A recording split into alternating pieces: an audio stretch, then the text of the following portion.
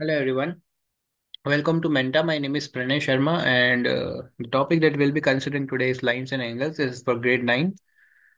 देखते हैं इसके अंदर इसका रोड मैप क्या है। हम लोग बेसिक टर्म्स देखेंगे पहले, जो हमने पहले सीख चुके हैं हम लोग। ठीक है, और उसके बाद में हम लोग ये देखेंगे कि इंटरसेक्टिंग लाइंस क्या होती हैं। है तो बहुत चीज़ सिंपल, लेकिन जितना माइन्यूटली इसको ऑब्जर्व करेंगे उतना ज़्यादा अच्छा है। And this session is going to be very informative session. तो इसको बहुत अच्छे से देखना है हमें। अब कभी भी हम लाइन की बात करते हैं ज्योमेट्री के अंदर, तो लाइन ये होती है कि वो एक्सटेंड करती है दोनों डायरेक्शन में इनफाइनाइटली लेंथ में। ठीक है, मतलब उसका लेंथ जो है वो बहुत बड़ा है दोनों डायरेक्शन में, बाई डायरेक्शनली। इधर भी इनफाइनाइट जा रही है, इधर भी इनफाइनाइट जा रही है। ठीक है, तो वो एक कैटेगराइजेशन कैसा हो गया, लाइन का हो गया। In geometry, this is a straight line with no bends. It has no thickness. एक पॉइंट होता है, पॉइंट की भी कोई थिकनेस नहीं होती है, उसका कोई डायमेंशन नहीं होता। ठीक है, तो ये भी एक ज्योमेट्रिकल टर्म है।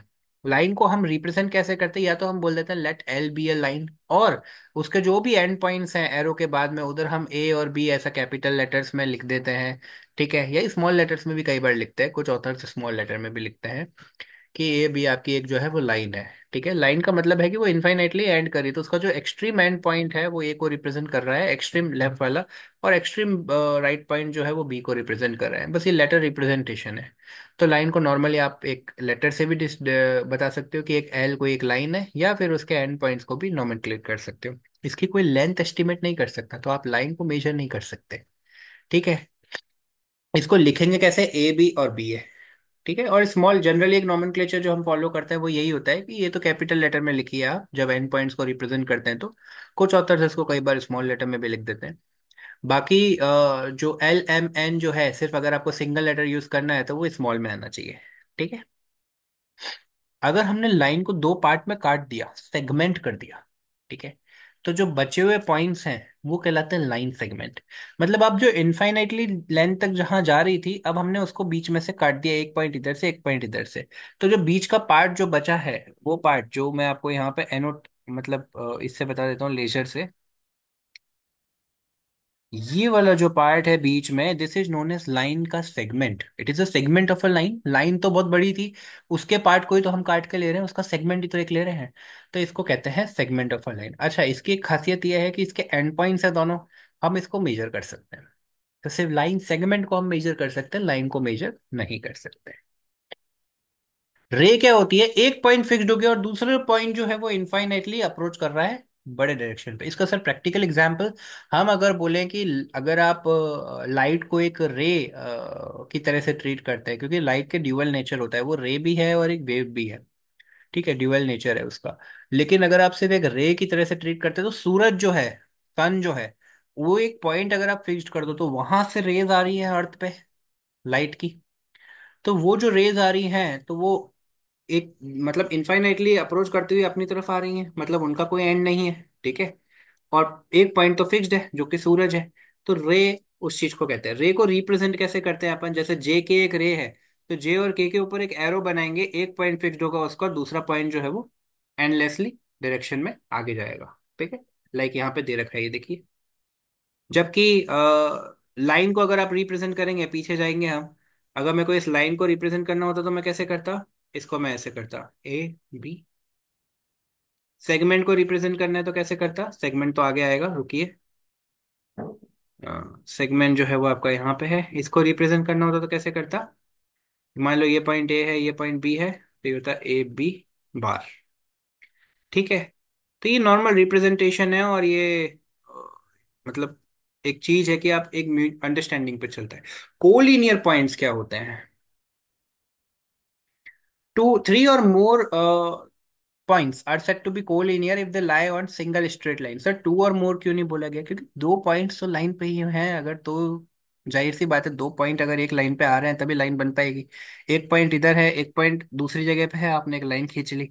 अब बात आती है कि तीसरा पॉइंट जो है, अगर वो लाइन पे आ रहा है, दो पॉइंट से तो लाइन बन रहा है, हमें पता है कि दोनों एंड पॉइंट ले लो आप, तो लाइन बन गया। उसके अंदर अगर और पॉइंट आ रहे हैं तो वो पॉइंट्स कहलाते हैं कोलिनियर पॉइंट्स। ठीक है, two distinct points are trivially collinear since two distinct points determine a line। ठीक है, जाहिर सी बात है, दो डिस्टिंक्ट पॉइंट तो लाइन नहीं बताते हैं। यही चीज मैंने अभी आपको क्लियर भी करी। नेक्स्ट पॉइंट, नॉन कोलिनियर क्या होता है? थ्री और more points which don't lie on same straight line, ठीक है, are called non collinear points. उसमें थ्री और मोर पॉइंट्स जो है वो लाई कर रहे हैं सेम पे, यहाँ पे थ्री और मोर पॉइंट्स जो नहीं लाई कर रहे हैं। ऐसा भी तो हो सकता है, दो पॉइंट्स है तो आपने एक लाइन बना ली, लेकिन तीसरा पॉइंट जो है वो आपका बाहर है, चौथा पॉइंट भी आपका बाहर है, एक लाइन के अंदर नहीं आ पा रहे, ऊपर नीचे कहीं पे कुछ ना कुछ डिफरेंस आ रहा है, माइनर डिफरेंस आ रहा है, डिस्टेंसेस आ रहे हैं कुछ। तो वो चीज कहलाती है नॉन कोलिनियर। इसके टेस्ट होंगे हमारे आगे, नॉन कोलिनियरिटी टेस्ट, वो सब आपको स्ट्रेट लाइन में पढ़ने को मिलेगा। अब एंगल की बात आती है।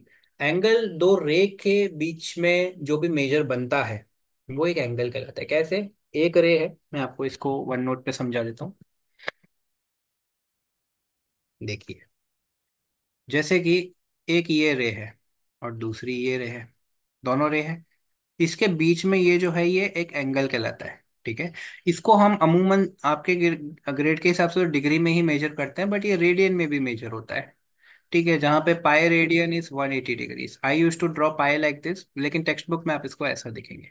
तो इसको सी को हटा देते हैं, सिर्फ पाई बराबर 180 लिख देते हैं वो, ठीक है, सी ओमिट कर देते हैं यूजली, लेकिन आपके केस में नहीं है वो। तो अगर रे है तो रे का तो एक फिक्स्ड पॉइंट होगा, एक पॉइंट होगा एक्सटेंडिंग, सेम यही पॉइंट अगर कॉमन है और दूसरी रे भी बन रही है यहाँ से, तो बीच में जो मेजर बनता है वो एक एंगल कहलाता है, ठीक है, इसको डिग्री में मेजर करते हैं हम, राइट। चलो, और ये इनको क्या कहते हैं, ये जो आगे जो पॉइंट्स हैं इनको आर्म्स कहते हैं, जो रे है ना उसको आर्म्स कहते हैं, और जो जहां से ओरिजिनेट हुए हैं उसको वर्टेक्स कहते हैं। तो एंगल के टाइप आपने पढ़े होंगे, जीरो एंगल होता है। जीरो एंगल मतलब दो दूसरी रे भी पहली रे पे ही कोइंसाइड कर रही है, तो उनके बीच में कुछ भी नहीं बना है, मेजर कुछ भी नहीं है, जीरो है।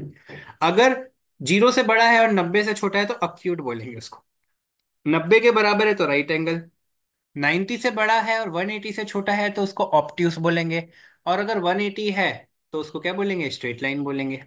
कैसे बन रहा है सर 180, ये बताइए आप। तो ये देखिए भाई, एक रे जो है वो तो आपकी ये है, वर्टेक्स ये हो गया आपका, और दूसरे का भी वर्टेक्स यही है, लेकिन दूसरी रे ऐसी है, तो इन दोनों के बीच में एंगल जो है वो कितना बन गया, 180 स्ट्रेट, ठीक है। अगर 180 से बड़ा है, 360 से छोटा है तो रिफ्लेक्स बोलेंगे, और पूरा 360 मतलब रे पूरी घूम के वापस से कोइंसाइड करी। देखो जीरो और कंप्लीट में क्या फर्क है, कि जीरो में दोनों रे जो है वो कोइंसाइड है, दूसरी रे उठी ही नहीं है, और यहाँ पे दूसरी रे जब पूरा सर्कल कवर करके वापस से उसके पास में आ जाती है कोइंसाइड करने, तो वो 360 होता है, ठीक है। और 360 को रिप्रेजेंट करने का तरीका थोड़ा अलग होता है, राइट। तो एंगल जिसका मेजर ही 0 डिग्री है उसको जीरो एंगल बोलते हैं। बाकी ये सारे नोमेनक्लेचर हम डिस्कस कर चुके हैं। एडजेसेंट एंगल्स क्या होता है सर? एडजेसेंट एंगल्स क्या होता है देखते हैं। देखो, बहुत अच्छे से समझना है इसको, क्योंकि डेफिनेशन आपके आगे हर जगह आएगी। एडजेसेंट एंगल्स, ठीक है, क्या आएगा कि सबसे पहले दो एंगल्स जिनमें कॉमन वर्टेक्स हो, कॉमन वर्टेक्स हो, ठीक है।